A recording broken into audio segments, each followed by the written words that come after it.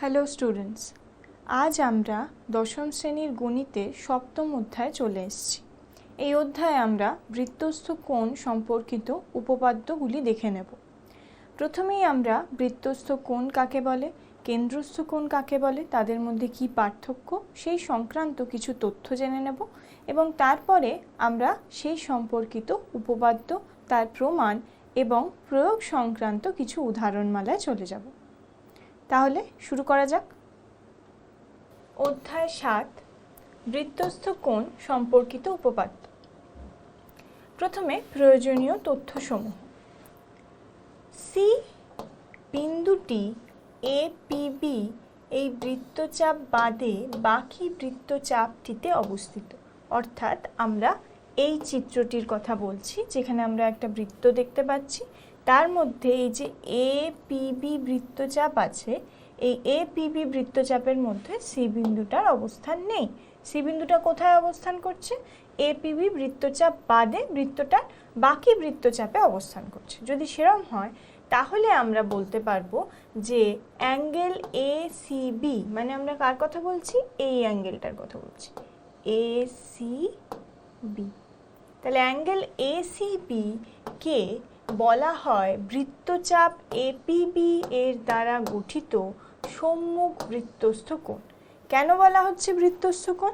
এটি বৃত্তের পরিধির ওপর অবস্থিত, তাহলে এটিকে বলা হচ্ছে বৃত্তস্থ কোণ বা বৃত্তের পরিধিস্থ কোণ।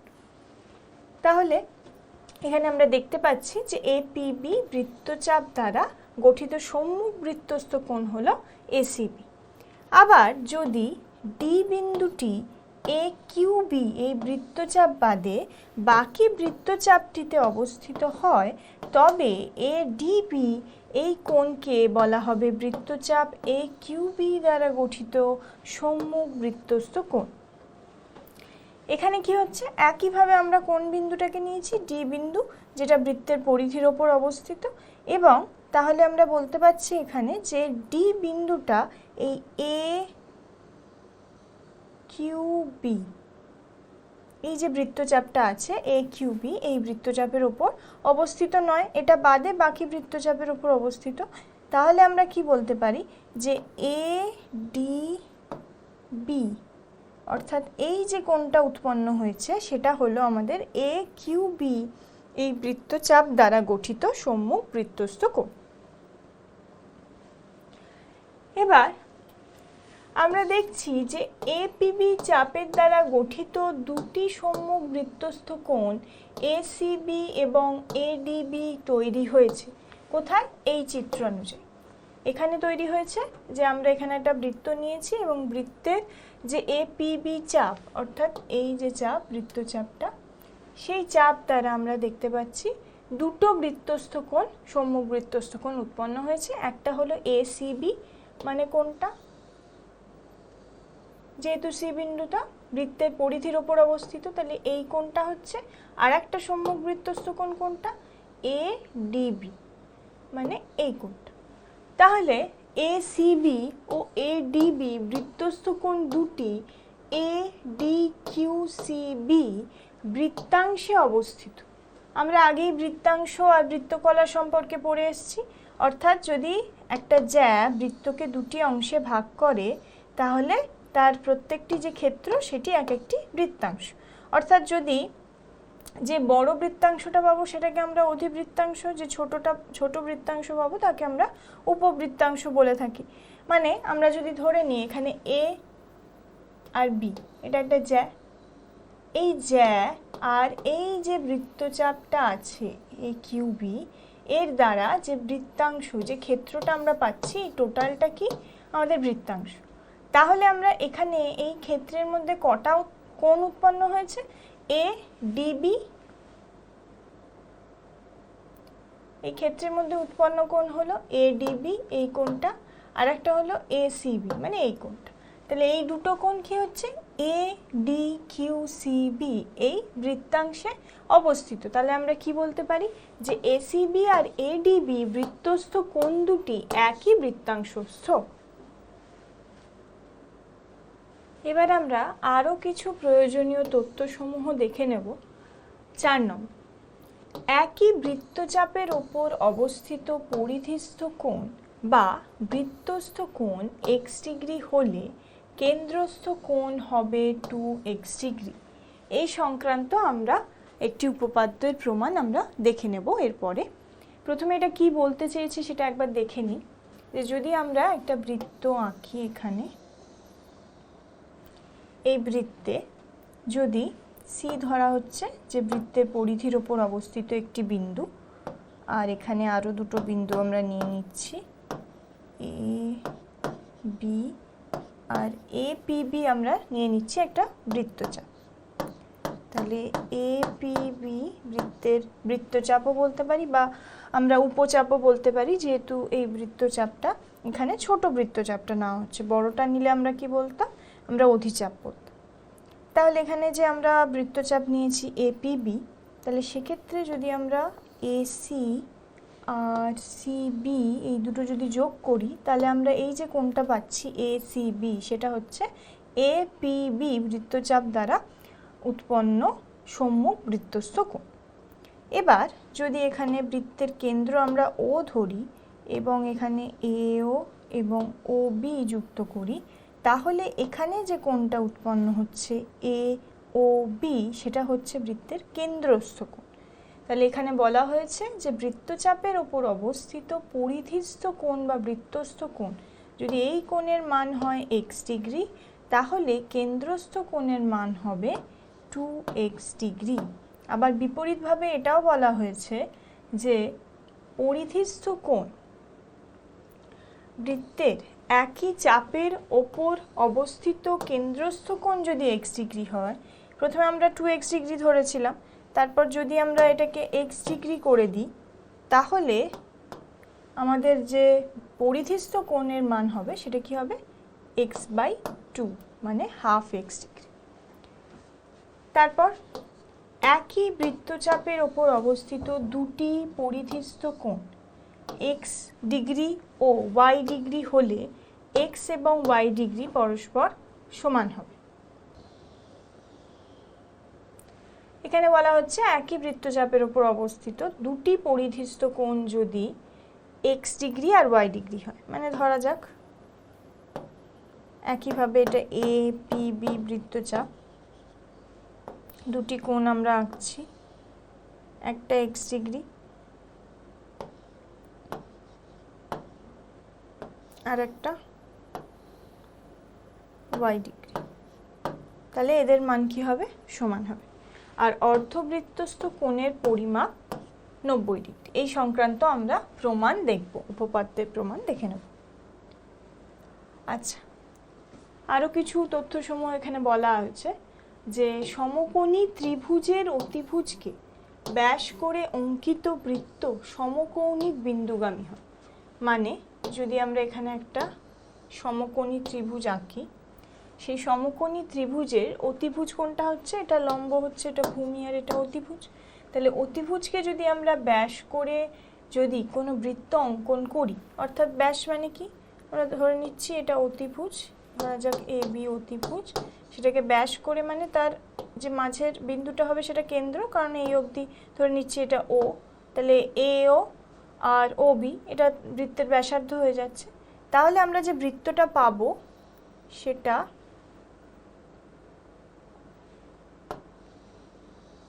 বৃত্তটা অনেকটা এরকম দেখতে হবে। মানে এই যে সমকৌণিক বিন্দু যদি আমরা ধরে নিই সি, তাহলে সেই সি বিন্দুগামী হবে সেই বৃত্তটা।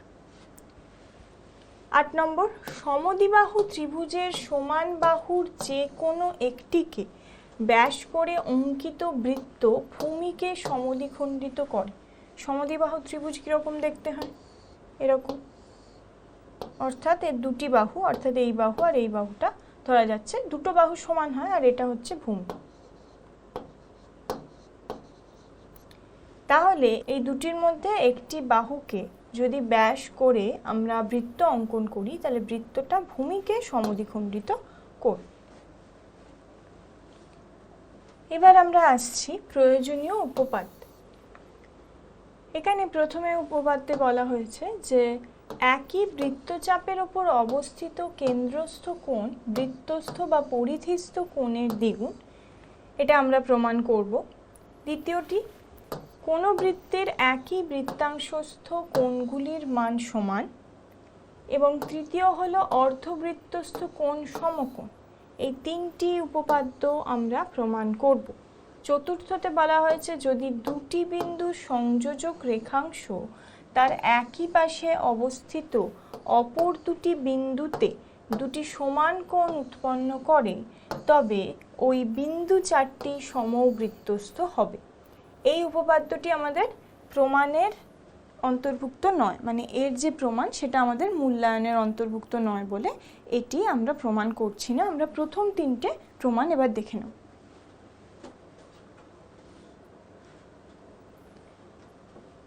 প্রথমে, কোনো বৃত্তের একটি বৃত্তচাপের দ্বারা গঠিত সম্মুখ কেন্দ্রস্থ কোণ ওই চাপের দ্বারা গঠিত যে কোনো বৃত্তস্থ কোণের দ্বিগুণ। তাহলে এখানে আমরা চারটি চিত্র পাচ্ছি। চারটি চিত্রে বিভিন্নভাবে আমাদের এই উপপাদ্যটি প্রমাণ করা হয়েছে। প্রথমে এখানে আমরা আসছি প্রদত্ত যে মানটা আমাদের প্রশ্নে দেওয়া আছে, সেটা হলো যে ও কেন্দ্রীয় বৃত্তের বৃত্তচাপ APB এর দ্বারা গঠিত কেন্দ্রস্থ কোণ AOB এবং একটি বৃত্তস্থ কোণ হলো ACB, যেটা আমরা প্রতি ক্ষেত্রেই দেখতে পাচ্ছি। এই যে সিটা বৃত্তের পরিধির ওপর অবস্থিত, এখানেও তাই, এক্ষেত্রেও তাই, প্রতি ক্ষেত্রেই তাই। তো যার ফলে আমরা ACB যে কোণটা পাচ্ছি সেটা হলো আমাদের বৃত্তস্থ কোণ, আর AOB যেহেতু ওটাকে আমরা কেন্দ্রবিন্দু হিসেবে ধরে নিয়েছি প্রতি ক্ষেত্রেই বৃত্তের কেন্দ্র, তাহলে AOB হচ্ছে কেন্দ্রস্থ কোণ আর ACB হচ্ছে বৃত্তস্থ কোণ। এই সবকটাই ও কেন্দ্রীয় বৃত্তের বৃত্তচাপ APB এর দ্বারা গঠিত। এবার আমাদের প্রমাণ করতে হবে যে AOB ইকুয়ালস টু 2ACB। কেন? কারণ উপপাদ্যে আমাদের বলাই আছে বৃত্তের একটি বৃত্তচাপের দ্বারা গঠিত সম্মুখ কেন্দ্রস্থ কোণ ওই চাপের দ্বারা গঠিত যে কোনো বৃত্তস্থ কোণের দ্বিগুণ। তার মানে বৃত্তস্থ কোণ আমরা এখানে কোনটা ধরেছি? ACB। তাহলে ACB এর দ্বিগুণ হবে কি? আমাদের কেন্দ্রস্থ কোণ। কেন্দ্রস্থ কোণ আমরা কোনটা ধরেছি? AOB। তাহলে এখানে আমাদের কি প্রমাণ করতে হবে? Angle AOB equals to 2 into angle ACB। বৃত্তস্থ কোণের দ্বিগুণ হবে আমাদের কেন্দ্রস্থ কোণ। এবার বৃত্তচাপ AB এর দৈর্ঘ্য অনুযায়ী বিষয়টি 3 রকম হতে পারে। কীরকম? 1 এবং 4 নং চিত্রে APB উপচাপ। কীরকমভাবে? এই যে APB 1 এবং 4 এই দুটি ক্ষেত্রে এটা উপচাপ। উপচাপ কাকে বলে? আমরা একটু আগেই জানলাম যে বৃত্তচাপ যেটা আমাদের হচ্ছে সেটা যদি ছোট বৃত্তচাপ হয় সেটা আমাদের উপচাপ, আর বড় বৃত্তচাপটিকে আমরা ধরছি অধিচাপ। তাহলে এক্ষেত্রে এটা হলো ছোট বৃত্তচাপ, যার জন্য আমরা এটিকে বলছি উপচাপ। আর 2 নং চিত্রে APB হলো অর্ধবৃত্তচাপ। এবার অর্ধবৃত্তচাপ মানে কি? আমরা কি দেখছি? এই যে APB যে বৃত্তচাপ, তাই এই বৃত্তচাপটাকে যদি আমরা বাদ দিই তাহলে যে বৃত্তচাপটা পাবো তার সাথে এই বৃত্তচাপটা কি সমান, তাহলে এটা হলো অর্ধবৃত্তচাপ। আবার 3 নং চিত্রে APB হলো অধিচাপ। 3 নং চিত্র, এই যে 3 নং চিত্রে আমরা কি পাচ্ছি? APB হলো অধিচাপ, কারণ এটা হলো বৃত্তের যে বড় বৃত্তচাপটা পাচ্ছি, বড় বৃত্তচাপটা এখানে APB, তাই এটা অধিচাপ। এবার আমাদের অঙ্কন করে আমাদের CO যুক্ত করে D বিন্দু পর্যন্ত বর্ধিত করলাম। এখানে আমাদের C আর O যুক্ত করা হয়েছে এবং D অবধি বর্ধিত করা হয়েছে সবকটা ক্ষেত্রে।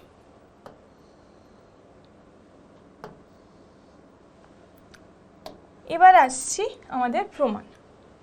প্রতি ক্ষেত্রেই ত্রিভুজ AOC এর OA ইকুয়ালস টু OC। তাহলে ত্রিভুজ AOC আগে আমরা খুঁজে বার করি কোনটা? AOC, এটা হলো ত্রিভুজ AOC। এই ক্ষেত্রে এক্ষেত্রে ও এ আর ও সি হলো একই বৃত্তের ব্যাসার্ধ। তাহলে ও এ কোনটা? এইটা। আর ও সি, এই দুটি ক্ষেত্রে এই দুটো সমান হচ্ছে, একই বৃত্তের ব্যাসার্ধ হচ্ছে। কেন্দ্র থেকে পরিধিস্থ যে কোনো বিন্দুর যে দূরত্ব সেটাই আমাদের ব্যাসার্ধ। তাহলে সেই সরলরৈখিক যে দূরত্ব আমরা পাচ্ছি সেটা ব্যাসার্ধ বলে ও এ আর ও সি সমান। সেটা প্রথম ক্ষেত্রে পেলাম। দ্বিতীয় ক্ষেত্রেও তাই, কি না এ ও সি ত্রিভুজ। আবার আমরা এ ও সি এই ত্রিভুজটা নিয়ে নিচ্ছি। এখানেও তাই, ও এ আর ও সি হলো বৃত্তের ব্যাসার্ধ, একই বৃত্তের ব্যাসার্ধ। আবার এক্ষেত্রেও যদি আমরা নিই যে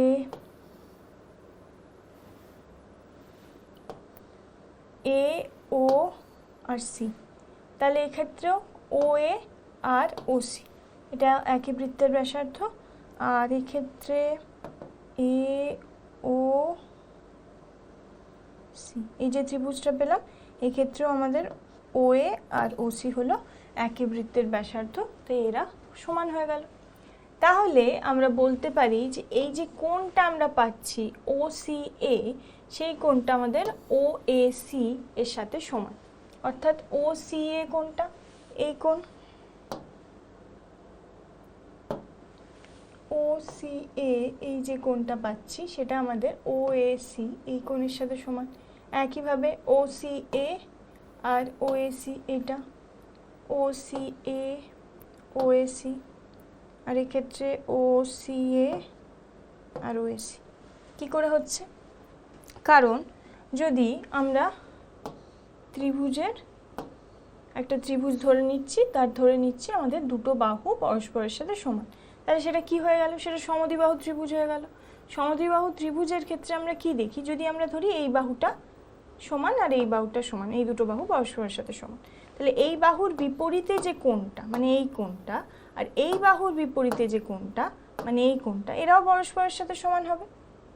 তাহলে একইভাবে এই দুটি ক্ষেত্রেই আমরা, যেহেতু ত্রিভুজের দুটি বাহু সমান, তাহলে বাহুর যে বিপরীত যে কোণ সেগুলোও সমান হচ্ছে, যার ফলে আমরা এখানে বলতে পারি O C A equals to O A C. এবার প্রতি ক্ষেত্রেই ত্রিভুজ এ ও সি এর সিও বাহুকে ডি বিন্দু পর্যন্ত বর্ধিত করায় আমরা বহিস্থ A O D equals to লিখতে পারি। তাহলে এখানে কি করা হচ্ছে? এই যে ত্রিভুজটা আমরা ধরলাম সেটার যে সিও বাহু, অর্থাৎ এই যে সিও বাহু, এই বাহুটাকে আমরা ডি অবধি বর্ধিত করেছি, এক্ষেত্রেও করেছি, এক্ষেত্রেও করেছি, এক্ষেত্রে এবং এক্ষেত্রেও। তাহলে এই যে বর্ধিত আমরা করলাম, তার ফলে আমরা বহিস্থ একটা কোণ পেলাম। কোণটার মান কি এখানে? Angle A O D. তাহলে এ ও ডি মানে কোন কোণটা বলছি? 4 নম্বরের ক্ষেত্রে এই কোণটা, 3 নম্বরের ক্ষেত্রে এই কোণটা, 2 নম্বরের জন্য এই কোণটা, আর 1-এর জন্য আমরা পাচ্ছি এই কোণটা। তাহলে এই যে কোণটা বহিস্থ পেলাম সেটা কি হচ্ছে? অ্যাঙ্গেল ও এ সি এবং অ্যাঙ্গেল ও সি এর সমষ্টির সমান। আমরা জানি ত্রিভুজের যেই বহিস্থ কোণ যদি আমরা আঁকি, তাহলে সেই কোণটা তার অন্তস্থ বিপরীত কোণদ্বয়ের সমষ্টির সমান হয়। তাহলে ত্রিভুজের ভেতরের এই বহিস্থ কোণের বিপরীতে যে দুটি কোণ আছে তাদের সমষ্টির সমান।